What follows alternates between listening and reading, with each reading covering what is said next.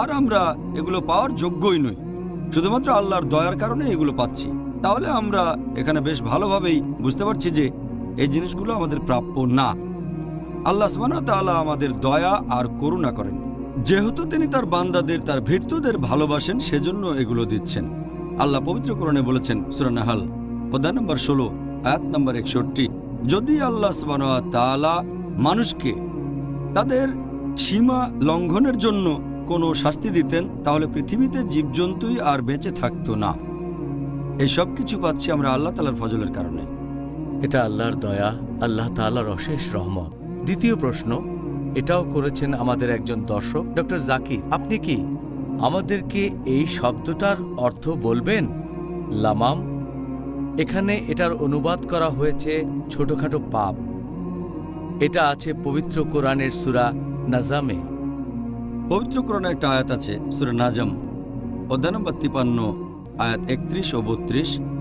এখানে আল্লাহ তাআলা বলেছেন যে পৃথিবী এবং আকাশে যা কিছু আছে সব আল্লাহরই। আল্লাহ পৃথিবী এবং আকাশমণ্ডলীর সবকিছু সৃষ্টি করেছেন। যারা মন্দ কাজ করে তাদের তিনি দেন মন্দ ফল, এবং যারা সৎ কাজ করবে তাদেরকে তিনি দেন উত্তম পুরস্কার। আর আল্লাহ সুবহানাহু ওয়া তাআলার কোনো বান্দা যদি বিরত থাকে গুরুতর পাপ থেকে আর অশ্লীল কাজ থেকে, শুধুমাত্র লামাম বাদে, তার মানে ছোটখাটো অপরাধ, আল্লাহ তাআলা তাকে ক্ষমা করে দেবেন। এখন এই ব্যাপারটা নিয়ে বিশেষজ্ঞদের ভেতরে কিছু মতভেদ আছে যে এই আরবি শব্দ লামামের অর্থটা আসলে কি। যদি আপনি পড়েন আত-তাবরী খণ্ড নম্বর 2 পৃষ্ঠা নম্বর 527, বলা হয়েছে যে বেশিরভাগ সালাফগণের মতে তারা বলেন যে লামাম এর মানে যে কোনো পাপ মাত্র একবার করা, গুরুতর পাপ হতে পারে। এরকম মতামত অনেকেই দিয়েছেন, আবু হুরায়রা রাদিয়াল্লাহু আনহু, মুজাহিদ রাদিয়াল্লাহু আনহু, এরকম আরও অনেকে। তবে যদি পড়েন কুরতুবী খণ্ড 17 পৃষ্ঠা নম্বর 71, এখানে বলা হয়েছে যে সহিহ ইবনে মুসাইব অনুযায়ী তিনি বলেছেন যে লামাম এর মানে আপনার মাথায় কোনো চিন্তা আসলো আবার চলে গেল, মানে কোনো খারাপ চিন্তা আসলো আবার চলে গেল। এরপর আছেন আল হাসান ইবনে ফাজল, তিনি বলেছেন যে লামাম মানে নিষিদ্ধ কোনো কিছু মাত্র একবার দেখা, অনিচ্ছাকৃতভাবে, হঠাৎ করে, কিন্তু যদি সেটা দ্বিতীয়বার দেখেন তাহলে পাপ হবে। আর আমাদের নবী বলেছেন প্রথমবার দেখার অনুমতি আছে, দ্বিতীয়বার নিষিদ্ধ। যদি প্রথমবার দেখেন অনিচ্ছাকৃতভাবে তাহলে সেটা ছোটখাটো অপরাধ বা লামাম। তারপর যদি পড়েন তাবরী খণ্ড নম্বর 2 পৃষ্ঠা নম্বর 526 ও 527, কিছু কিছু বিশেষজ্ঞ বলেন যে লামাম মানে মুসলিমরা যেসব পাপ করেছে ইসলাম গ্রহণের আগে, সেই সময়ে, তার মানে সে জাহেলিয়ার যুগে, অজ্ঞতার যুগে, আল্লাহ সেসব পাপ ক্ষমা করবেন, এটাই লামাম। কারণ সে সময়ে অমুসলিমরা তাদের উদ্দেশ্যে বলতো যারা মুসলিম হয়েছে যে এই কাজটা তো তোমরা গতকালও করেছো আর এখন পাপ বলছো। তখন একটা আয়াত নাজিল হলো, সূরা নাজম অধ্যায় 53 আয়াত 31 ও 32, বলা হয়েছে বিরত থাকো গুরুতর পাপ থেকে, অশ্লীল কাজ থেকে, এছাড়া যেগুলো লামাম মানে অতীতে করা পাপ আল্লাহ ক্ষমা করবেন। তবে বিশেষজ্ঞগণের বেশিরভাগই এরকম কথা বলেন যে লামাম মানে ছোটখাটো পাপ, ছোট অপরাধ। এরপর আপনি যদি ইমাম রাগিবের মতামত দেখেন, তিনি বলেছেন যে লামাম মানে ছোটখাটো অপরাধ। একটা হাদিস আছে সহিহ বুখারীতে খণ্ড নম্বর 8 হাদিস নম্বর 6243, ইবনে আব্বাস রাদিয়াল্লাহু আনহু, তিনি বলেছেন যে লামাম শব্দের একটা অর্থ তিনি শুনেছিলেন শুধুমাত্র আবু হুরায়রা রাদিয়াল্লাহু আনহুর কাছে। তিনি বলেছিলেন যে আল্লাহর রাসূল বলেছিলেন যে প্রত্যেক আদম সন্তান ব্যভিচারের পাপের ভাগী, তারা অবশ্যই এটা করবে। চোখের ব্যভিচার মানে খারাপ চিন্তা নিয়ে তাকানো, এটা নিষিদ্ধ। জিহ্বার ব্যভিচার কথার মাধ্যমে। তারপর মানুষের মনে যে আকাঙ্ক্ষা আছে, বিভিন্ন ইচ্ছা, এরপর তার গোপনাঙ্গ সাড়া দেবে বা অসম্মতি জানাবে।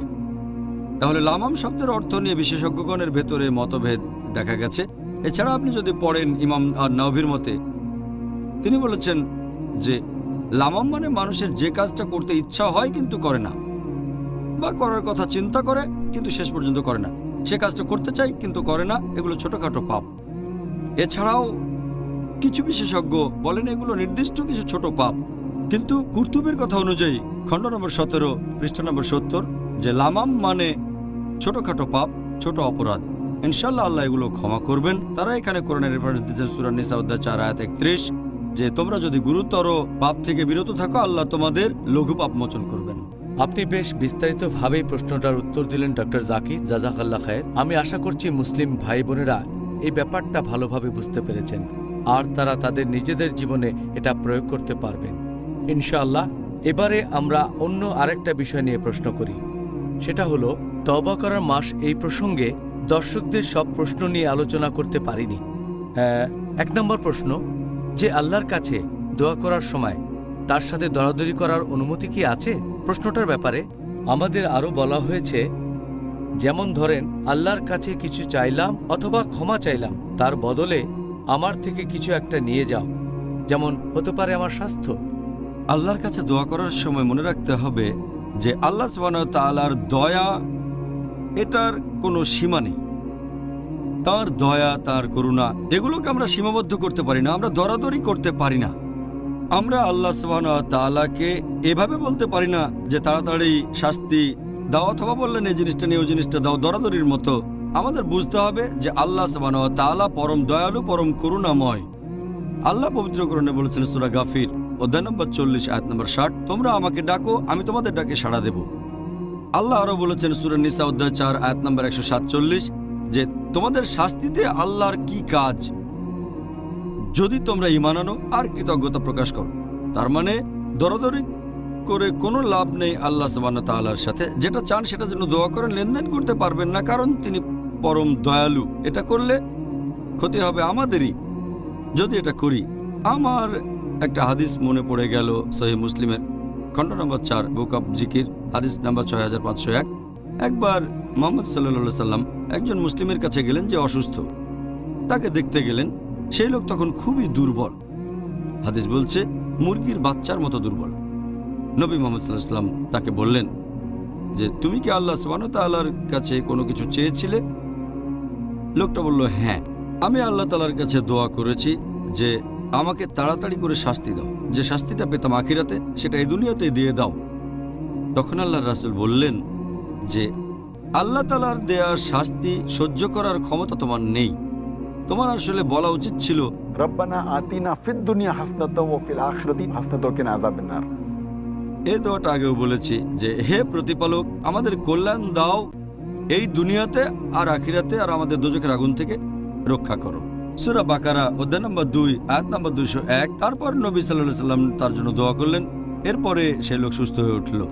তাহলে আমাদেরকে এটা বুঝতে হবে যে আল্লাহ সুবহানাহু ওয়া তাআলার দয়া করুণার কোনো সীমা নেই। আমরা যে পাপই করি না কেন, অতীতে করা পাপগুলো যাই হোক না কেন, সবসময় আল্লাহ সুবহানাহু ওয়া তাআলার কাছে আমরা ক্ষমা চাইতে পারি, আর তিনি হলেন পরম দয়ালু, পরম করুণাময়। ওহ, আল্লাহ তাআলার কাছে দোয়া করার সময় এই ব্যাপারটা খেয়াল রাখতে হবে। দ্বিতীয় প্রশ্ন রমজানের ব্যাপারে তওবা করার মাস প্রসঙ্গে। এখানে প্রশ্নকারী বলেছেন, আমি আল্লাহ তাআলার কাছে দোয়া করার সময় কি অন্য লোকের পাপের জন্য ক্ষমা চাইতে পারবো? আর যদি এর অনুমতি থাকে তাহলে সেটা কিভাবে করব? এটা যে করতে পারবেন শুধু তাই নয়, আমাদেরকে বলা হয়েছে যখন দোয়া করবে তখন অন্যান্য মুসলিমদের জন্য দোয়া করবে, অন্যান্য মুসলিম ভাই বোনদের জন্য। অনেক জায়গায় উল্লেখ করা হয়েছে, আর পবিত্র কোরআনে উল্লেখ করা হয়েছে সূরা মুহাম্মদ অধ্যায় নম্বর 47 আয়াত নম্বর 19 যে ক্ষমা প্রার্থনা করো তোমার জন্য এবং মুমিন নর ও নারীদের জন্য। তার মানে আপনি নিজের জন্য ক্ষমা চাইবেন, পাশাপাশি অন্যান্য মুসলিম নর নারীদের জন্য ক্ষমা চাইবেন। আর একটা দোয়া আছে নূহ আলাইহিস সালামের, নূহ নবী, সূরা নূহ অধ্যায় নম্বর 71 আয়াত নম্বর 28 বলা হয়েছে যে নূহ আলাইহিস সালাম আল্লাহর কাছে দোয়া করেছিলেন, ক্ষমা করো আমাকে, আমার পিতামাতাকে এবং যারা মুমিন হয়ে আমার ঘরে প্রবেশ করে। ক্ষমা করো আমাকে, বাবা মাকে এবং যারা মুমিন হয়ে আমার ঘরে প্রবেশ করে, আর মুমিন নরনারীকে। আমাদের নবী মুহাম্মদ সাল্লাল্লাহু আলাইহি ওয়াসাল্লাম বলেছেন, এই হাদিসটার উল্লেখ আছে তিরমিজিতে হাদিস নম্বর 3385, যে আমাদের নবী মুহাম্মদ সাল্লাল্লাহু আলাইহি ওয়াসাল্লাম যখন অন্যান্যদের জন্য প্রার্থনা করতেন প্রথমে ক্ষমা চাইতেন নিজের জন্য, ক্ষমা করো আমাকে, তারপর তিনি বলতেন ক্ষমা করো মুসলিম ভাই বোনদের। তবে আমাদের সাবধান থাকতে হবে যে আমরা ক্ষমা চাইতে পারবো না কোনো মুশরিক বা অবিশ্বাসীর জন্য, কারণ আল্লাহ কোরআনে বলেছেন সূরা তাওবা অধ্যায় নম্বর 9 আয়াত নম্বর 113 যে এই কাজটা সঙ্গত নয় নবীর জন্য এবং মুমিন নরনারীদের জন্য যে তারা ক্ষমা চাইবে মুশরিকদের জন্য যারা আল্লাহর সাথে অন্য কাউকে শরিক করে, এমনকি যদি তারা তোমার আত্মীয় হয়, কারণ এটা নিশ্চিত যে তারা দোজখের আগুনে যাবে। তবে অন্য কিছু চাইতে পারেন, কোনো অবিশ্বাসীর সুস্বাস্থ্যের জন্য দোয়া করতে পারেন অথবা সম্পদ বৃদ্ধির জন্য দোয়া করতে পারেন, এমন হলে কোনো সমস্যা নেই। সবচেয়ে ভালো যে দোয়া আছে মুশরিকদের জন্য, অবিশ্বাসীর জন্য, সেটা হেদায়েত। আমাদের নবী মুহাম্মদ সাল্লাল্লাহু আলাইহি ওয়াসাল্লাম করেছিলেন। এই হাদিসটার উল্লেখ আছে তিরমিজিতে, হাদিস নম্বর 3681। আমাদের প্রিয় নবী বলেছেন, দুজন ওমরের মধ্য থেকে আল্লাহ যেন একজনকে হেদায়েত করেন, আর ওমর বিন খাত্তাব রাদিয়াল্লাহু আনহুকে আল্লাহ হেদায়েত করলেন, ওমর মুসলিম হলেন। তাহলে অবিশ্বাসীদের জন্য দোয়া করবেন যে হেদায়েত করো, এটাই তাদের জন্য সবচেয়ে ভালো দোয়া। সুবহানাল্লাহ, আল্লাহ তাআলা যেন আমার মাকে হেদায়েত করেন ইনশাআল্লাহ, আমিন। ডক্টর জাকির, পরের প্রশ্ন, কোনো লোককে যদি হাদ শাস্তি দেয়া না হয় তাহলে তার তওবা কি কবুল করা হবে? এ কথা আগেও বলেছি, আমাদেরকে বুঝতে হবে যে আল্লাহ সুবহানাহু ওয়া তাআলার মহত্ব, তাঁর দয়া এবং করুণার কোনো সীমা নেই। যদি আপনি কোনো অপরাধ করেন, যদি অন্য কারো সম্পত্তি কেড়ে নেন, তাহলে সেটা ফেরত দিতে হবে। কিছু চুরি করলেও সেটা ফেরত দিতে হবে, কারো কাছ থেকে কিছু নিলে ফেরত দিতে হবে। তবে যদি শুধু হয় আপনার এবং আল্লাহর ব্যাপার, তখন আপনি কখনোই হতাশ হবেন না, কখনোই ভাববেন না যে আল্লাহ ক্ষমা করবেন না। আপনি যে ধরনের পাপই করেন, হতে পারে সবচেয়ে গুরুতর পাপ, যদি অনুশোচনা করেন আন্তরিকভাবে, গত পর্বে এটা নিয়ে বলেছিলাম, আল্লাহ যে কোনো পাপ ক্ষমা করবেন। কিন্তু যদি অন্য মানুষের কোনো ক্ষতি করে থাকেন, তাহলে সেখানে আপনাকে ক্ষতিপূরণ দিতে হবে। আল্লাহ পবিত্র কোরআনে বলেছেন সূরা ফুরকান অধ্যায় নম্বর 25 আয়াত নম্বর 68, এবং যারা আল্লাহ তাআলার সাথে অন্য কাউকে শরিক করে না অথবা যথার্থ কারণ ছাড়া যারা কোনো মানুষকে হত্যা করে না, মেরে ফেলে না, অথবা যারা ব্যভিচার করে না, এবং যে এইগুলো করবে সে শাস্তি ভোগ করবে। তারপর আল্লাহ বলেছেন এর পরের আয়াতে সূরা ফুরকান অধ্যায় 25 আয়াত নম্বর 70, এবং যারা ঈমান আনে, তওবা করে এবং সৎ কাজ করে, আল্লাহ সুবহানাহু ওয়া তাআলা তাদের পাপ পরিবর্তন করে দেবেন, খারাপ কাজগুলোকে বদলে দেবেন ভালো কাজ দিয়ে। তাহলে এটা আল্লাহ তাআলার দয়া। এখন যদি এই হাদ শাস্তির কথা বলেন, যদি কোনো মানুষ নিজে থেকেই বুঝতে পারে যে সে পাপ করেছে, যেমন ধরেন হয়তো সে ব্যভিচার করেছে, সে আল্লাহর কাছে তওবা করবে আর ক্ষমা প্রার্থনা করবে। এটা হচ্ছে তার এবং আল্লাহ সুবহানাহু ওয়া তাআলার ব্যাপার। আর এটা আবশ্যিক না যে ব্যাপারটা অন্যদেরকে বলতেই হবে, কারণ যদি বলা হয় তাহলে হাদ শাস্তি সেখানে দেওয়া হবে। তবে আরও একটা হাদিসের উল্লেখ আছে মুয়াত্তা খণ্ড নম্বর 2 বুক অব পানিশমেন্ট, হাদিস নম্বর 12। আমাদের নবী মুহাম্মদ সাল্লাল্লাহু আলাইহি ওয়াসাল্লাম বলেছেন, তোমরা পাপ করা বন্ধ করো, গুরুতর পাপ ইত্যাদি। যদি পাপ করো সেটা লুকিয়ে রাখবে আর আল্লাহ তাআলার কাছে ক্ষমা প্রার্থনা করবে, তওবা করবে। যদি সেটা প্রকাশ করো তাহলে হাদ শাস্তির ব্যবস্থা করতে হবে। তার মানে যদি সেই পাপের কথা জানেন দেশের সুলতান অথবা দেশের শাসক অথবা একজন কাজী বা বিচারক, তখন সেই ব্যক্তির জন্য এটা আবশ্যিক হয়ে যায়, তিনি হাদ শাস্তির ব্যবস্থা করবেন। পাথর ছুঁড়ে মৃত্যুদণ্ড যদি ব্যভিচার করে, অথবা এমন কোনো পাপ যেখানে শাস্তি হচ্ছে মৃত্যুদণ্ড। তবে যদি অজানা থাকে আর যে পাপটা করেছে অন্য কারো ক্ষতি করে থাকলে ক্ষতিপূরণ করে দেবে সেটা। তবে যদি সেটা হয় শুধুমাত্র তার এবং আল্লাহর ব্যাপার, তাহলে সে ক্ষমা প্রার্থনা করবে, আল্লাহর কাছে তওবা করবে, পাপটা লুকিয়ে রাখবে। এটা আবশ্যিক না যে কোনো লোক তওবা করলেই তাকে হাদ শাস্তি দিতে হবে। তবে আমাদের সামনে উদাহরণ আছে মাইজ ইবনে মালিক, তিনি তওবা করেছেন আর স্বেচ্ছায় আল্লাহর খাতিরে মৃত্যুদণ্ড মেনে নিয়েছেন, আল্লাহ ক্ষমা করেছেন। আর নবী বলেছেন এই ক্ষমা মদিনার লোকজনের মাঝে ভাগ করে দিলে তারা সবাই ক্ষমা পেয়ে যেত। তবে সাধারণভাবে এটা আবশ্যিক না যে তওবা করার জন্য কাউকে। ইনশাআল্লাহ, জাযাকাল্লাহ খায়ের।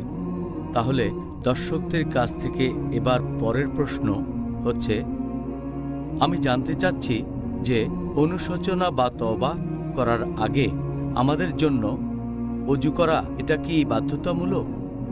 আর দ্বিতীয়ত, তওবা করার আগে গোসল করা কি আবশ্যিক যদি কেউ অপবিত্র থাকে?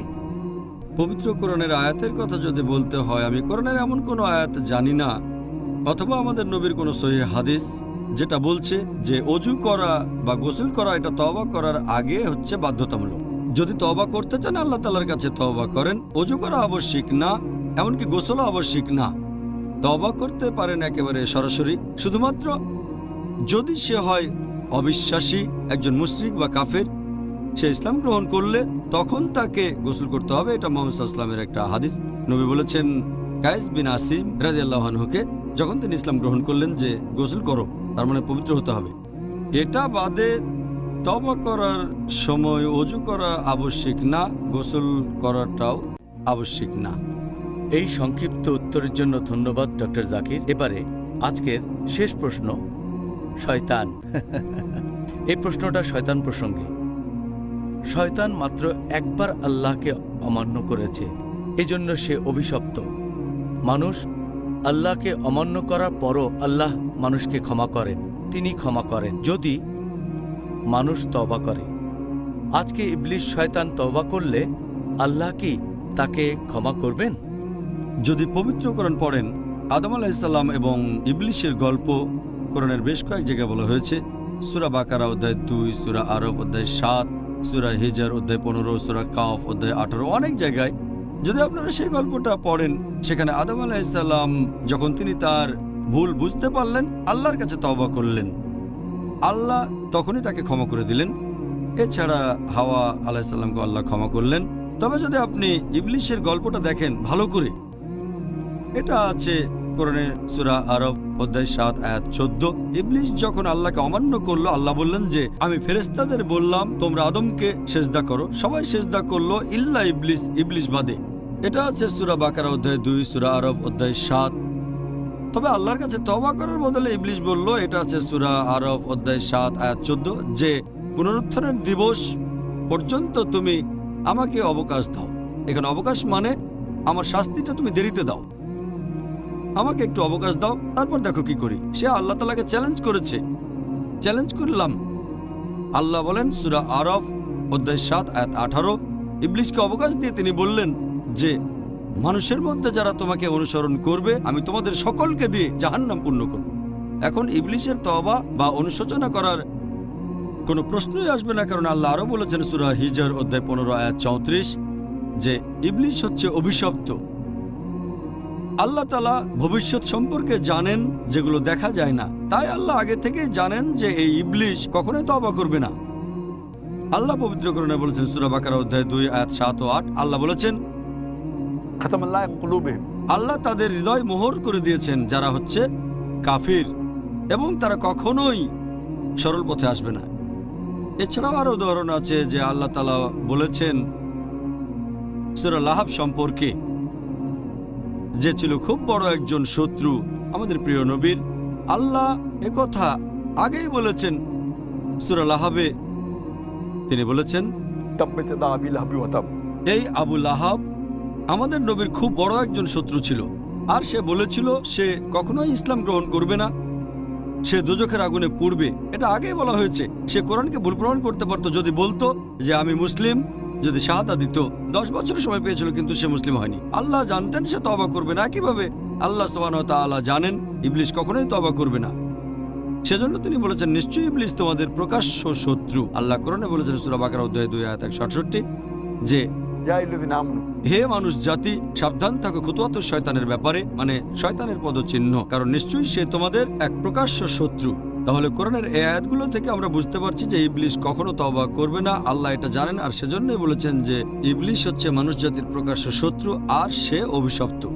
তাই ইবলিস কখনোই তওবা করবে না, ক্ষমা প্রার্থনাও করবে না।